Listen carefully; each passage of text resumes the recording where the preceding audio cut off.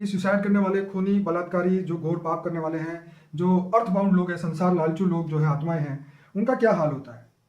देखो, जो महापापी आत्माएं हैं, तो महापापी आत्मा जब शरीर छोड़ती है ना, राइट।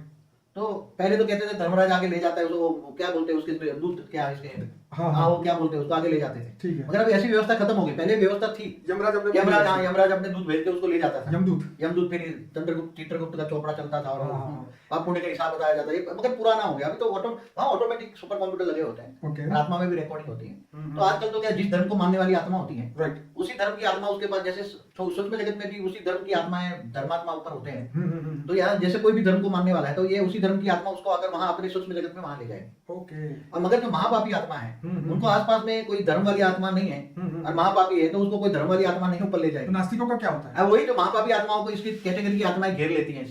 जैसे वो शरीर छोड़ती है, हाँ। तो महापापी आत्मा आसपास मंडराती है। ठीक है। शरीर छोड़ने से पहले के आसपास वाली आत्माओं को, महापापी आत्माओं को पता लग जाता है कि ये शरीर छोड़ने वाला है, तो उसको अपने ग्रुप में शामिल कर लेती है। राइट। तो महापापी आत्मा तो ये आसपास में धरती पर ही रहता है, धरती के आसपास ही रहती है, इससे ऊपर तो जा नहीं मतलब सकता। जैसे हमने 200 किलोमीटर का रेंज जो वो बताया, तो क्रॉस ही नहीं कर सकती। 200 किलोमीटर तक ये आत्माएं तो नहीं जाती। महापापी आत्माएं तो समझो कि 20 किलोमीटर ऊपर तक नहीं जा सकती। राइट। 20 किलोमीटर, क्योंकि देखो एक नियम होता है, क्यों नहीं जा सकती इसका कारण बताओ। कोई भी आत्मा कितना ऊपर जा सकती है, इसका एक बेसिक प्रिंसिपल है। आप बताइए। आत्मा में जितनी शक्ति होती है, इतना ऊपर जा सकती है। कोई 10 किलोमीटर से जा सकती है, कोई 20 किलोमीटर, कोई 50 किलोमीटर, कोई 100 किलोमीटर, कोई 200 किलोमीटर, कोई 500 किलोमीटर, कोई 1000 किलोमीटर। राइट। तो इसका ये बेसिक प्रिंसिपल क्या है, आत्मा में शक्ति कहाँ से आती है।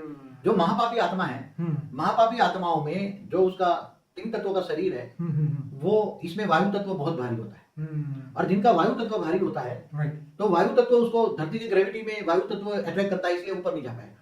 10 किलोमीटर भी नहीं जा पाएगा। मैं तो कहता 1 किलोमीटर तक नहीं जाएगी, ऐसी महापापी आत्मा है। हाँ, जैसे आपने 1 किलोमीटर भी नहीं जा पाएगा।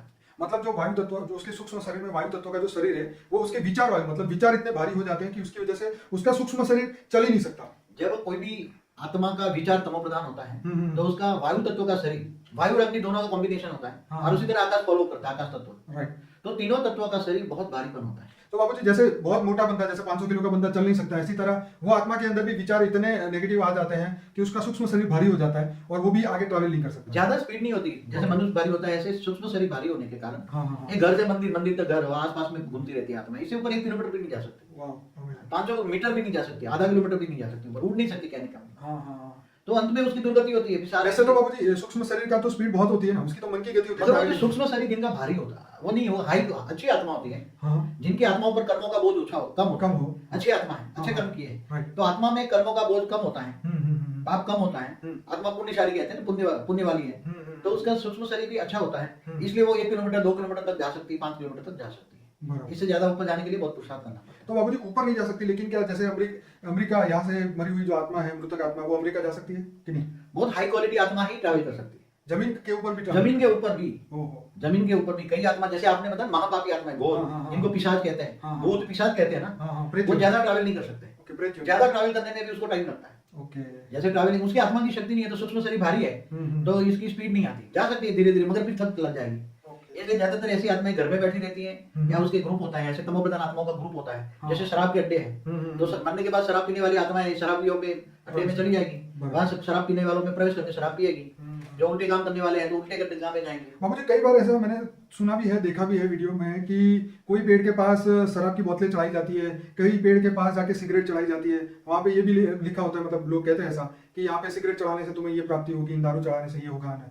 तो ये सब बातें जो है उसके बारे में, जैसे कई बार कोई झाड़ के नीचे, पेड़ के नीचे या कोई भी जगह पे एक फायदा होता है कि तुम यहाँ देसी दारू चढ़ाओ, या इंग्लिश दारू चढ़ाओ, या तंबाकू चढ़ाओ, या सिगरेट चढ़ाओ। क्यों ऐसा होता है? क्योंकि वहां कुछ ग्रुप की आत्माएं वहां रहती हैं, 100-200 ग्रुप की ऐसी आत्माएं होती है।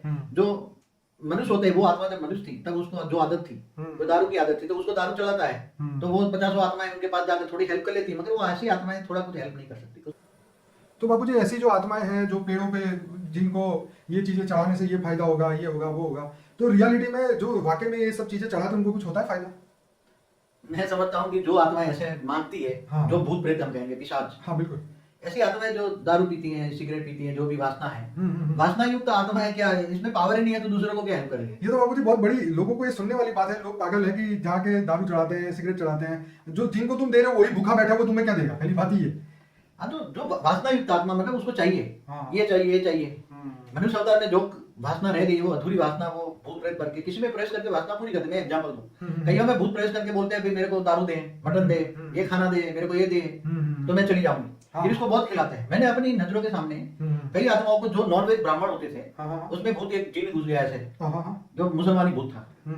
तो उसने बोला कि मेरे को तो ये खाना है, क्या वो तो ब्राह्मण था, नॉनवेज खाना। हाँ, तो उसके घर वाले क्या करेंगे, तब ये जो उसको हो जाता ना उसको निकालने वाला, अगर जब तक उसको ये खिलाओगे नहीं तो जाएगा ही नहीं। तो उसको फिर मुश्किल से नॉनवेज खिलाना पड़ा।